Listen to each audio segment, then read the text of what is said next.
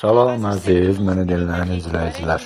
Mən bu günləri platformadan Azərselin bu kəmxəyal qərarlarına qulaq asdım. Bir məsələ yadıma düşdü. İstəyirəm bu məsələni sizə danışam. Amma öncədən sizdən, yəni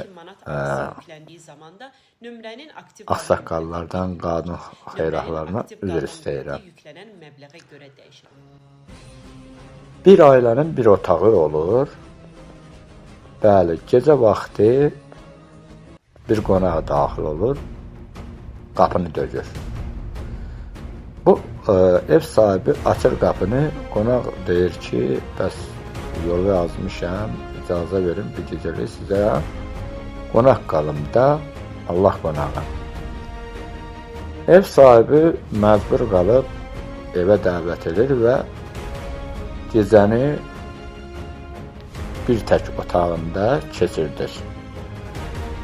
Səhər durur, ailəsi ilə bir yerdə süfrə başında nahar edir.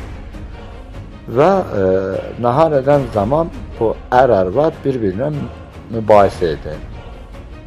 Arvad deyir kişiyə, kişi, səndən çıxmayan iş, hər gecə bir çörək güya bunlar parolla danışır qonağın yanında.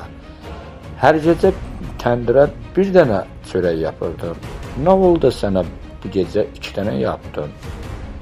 Kişi, ay qadın, ay xanım, nə bir dənə 2 dənə çörək? Mən elə hər zaman kimi bir dənə çörək yapmışam.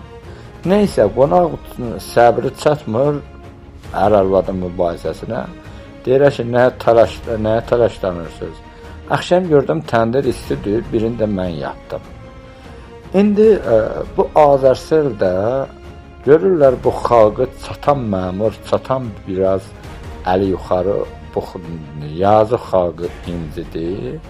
Bu soha-soğ vaxtında bu Azərsel də istəyir ki, biz kasıblara dürtə, nəyi var dürtə? Qardaş, bəsdirində də ağın çıxartma onda.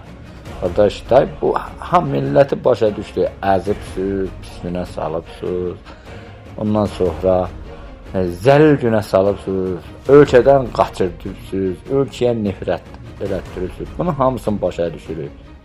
İnsan kimi bir rəftar eləyin də bu millətinə. Çox sağ olun.